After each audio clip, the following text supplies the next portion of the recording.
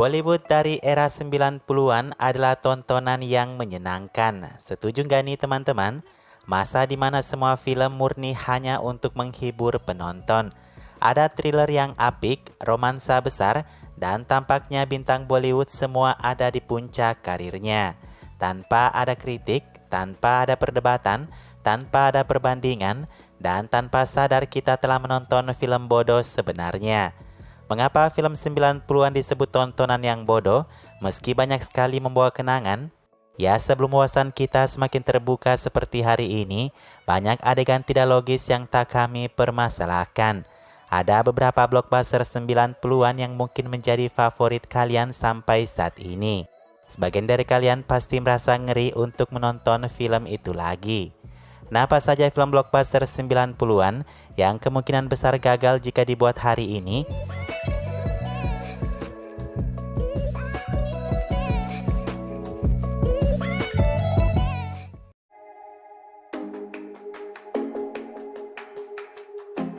Karan, si pembuat film Kuch Kuch Hota Hai, mengakui telah menyajikan kita satu film konyol.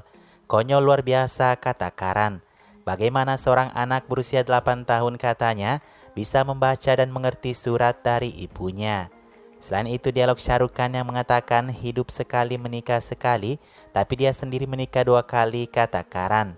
Apa kalian sudah cukup malu mendengar bagaimana kita dibodohi oleh Karan? Karan melanjutkan bahwasanya dia menulis film ini saat berumur 24 tahun. Saya tidak tahu dari mana datangnya ide itu, kata Karan. Lagian nih teman-teman, kalau misalnya Kuch Kuch Hota Hai dirilis sekarang, kemungkinan film ini akan flop di pasaran. Bayangkan jika film ini tidak memiliki lagu yang enak, lalu hanya bertema romansa segitiga. Apa kontennya cukup diminati saat ini kira-kira menurut kalian? Aktris Shabana Azmi adalah salah satu yang memprotes romansa tidak logis ini.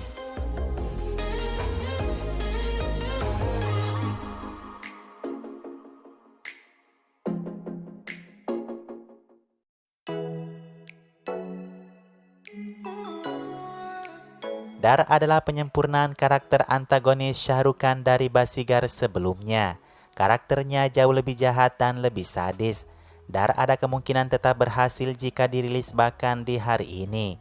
Tapi kalau kita berbicara tentang kehormatan wanita, apalagi sejak masuknya gerakan Me Too di India, Dar pasti akan ditolak mentah-mentah hari ini.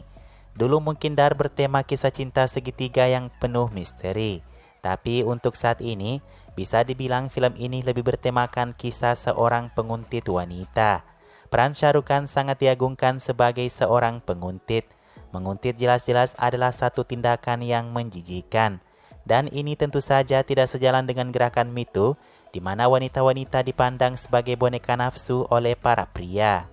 Tapi harus diakui, dulu hingga ke sekarang mungkin film ini tetap hebat di hati sebagian penggemarnya.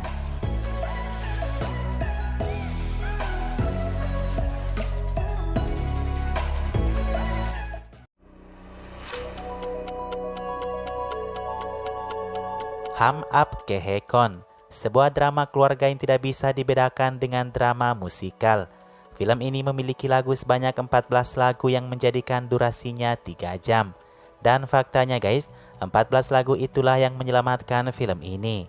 Menurut salah satu pengakuan penonton saat itu, mereka berbondong-bondong antri di bioskop hanya untuk mengetahui jalan cerita lagu di film ini. Nah, apa yang paling konyol di film ini untuk hari ini adalah sistem perjodohan yang banyak ditentang oleh warga India. Sejak adanya kesetaraan gender, India menganggap kasus seperti di Hum Aap Ke Hai Kaun ini sebagai salah satu tindakan yang bodoh. Sesuai cerita filmnya, 2 kali perjodohan terjadi dan itu baik-baik saja. Setelah kakaknya dijodohkan meninggal, sang adik diminta menikahi kakak iparnya sendiri. Untung ada si anjing yang berhasil menggagalkan pernikahan sang adik dengan kakak iparnya.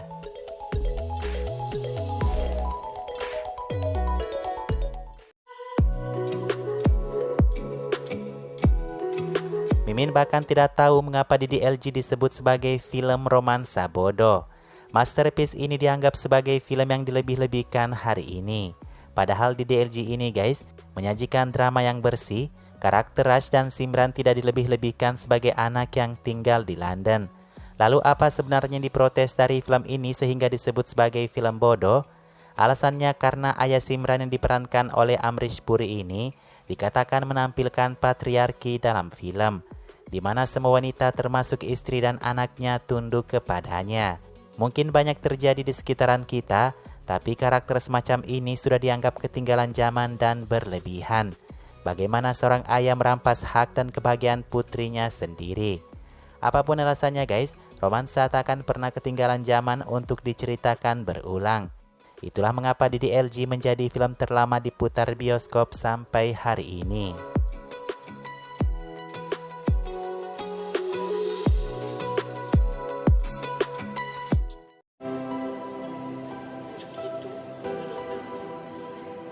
Guys, film Pardes kalau kalian sadari, sebagian besar cerita filmnya adalah kebalikan dari film DDLG. Satu kesalahan besar dari Pardes, film ini menggambarkan budaya orang Amerika yang jahat dibandingkan dengan India yang sangat baik. Film ini mencoba menggambarkan pria India yang kebarat-baratan yang dicarikan gadis baik-baik dari India oleh ayahnya. Masih dengan konsep perjodohan, film ini terlalu mengagungkan wanita India yang suci.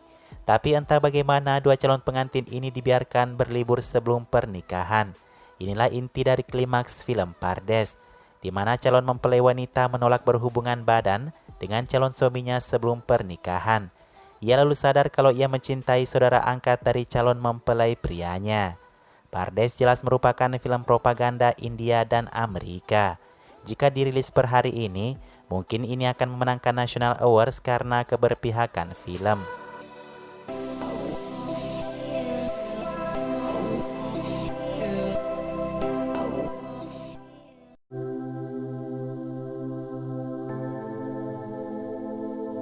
Hari ini Hamdil Dia Cukai Sanam jika dibuat, orang mungkin akan menontonnya karena Sanjay Leela Bhansali, atau bisa saja ditinggalkan seperti Gusarish. Pasalnya ending cerita film ini sangat membuat orang tidak setuju. Itu disebabkan peran Aishwarya yang tidak punya pendirian, kata beberapa penonton. Sebagian lainnya mengatakan menonton film ini punya pengalaman hebat karena setnya. Sementara cerita filmnya mungkin tidak terlalu kuat dan kompleks. Atas dasar apa guys? Hanya karena manggalsutra yang dikenakan oleh suami yang tidak diinginkannya, ia meninggalkan cinta sejatinya. Ini benar suatu alasan yang tidak logis, karena selama ia bersama suaminya, ia menjauh darinya karena menunggu sang kekasih. Alih-alih ia bersama kekasihnya di akhir cerita film, si wanita baru sadar kalau ia mencintai suami terpaksanya karena manggalsutra di lehernya. Benar satu film yang menguras pikiran dengan ending yang cukup membuat kamu kesal.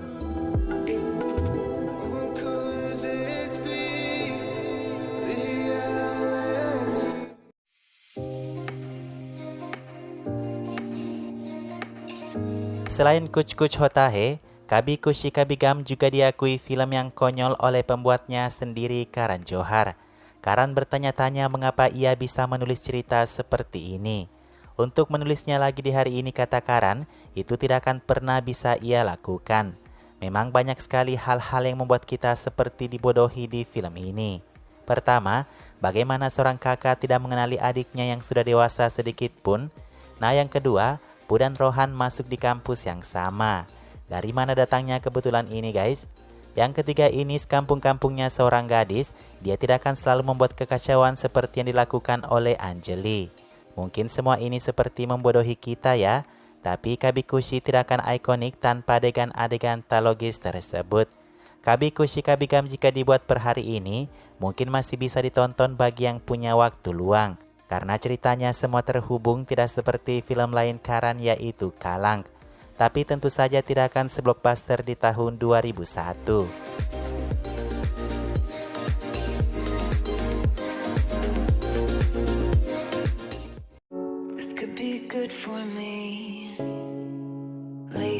Kahona Pyar Hai membuktikan sutradara benar menganggap penonton sebagai audiens yang bodoh.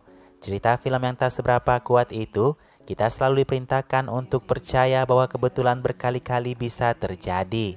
Bagaimana Anda bisa bertemu orang asing berkali-kali sampai Anda jatuh cinta kepadanya, lalu kemudian Anda melihat yang mirip dengannya di negara lain? Jelas satu film yang tidak akan cocok dengan penonton generasi sekarang. Kalau bukan karena musiknya, karir Ritik mungkin tak akan sebaik yang diharapkan hari ini. Paling mengejutkannya guys, tahukah kalian kalau film ini tercatat di Limca Book of Records dengan penghargaan terbanyak sebesar 102 penghargaan, yang bahkan musik dari film ini saja tidak orisinil. Ya, pembuatnya mengakui kalau background lagu dari film ini diambil dari musisi Yunani, Vangelis, dengan karyanya yang berjudul Voices.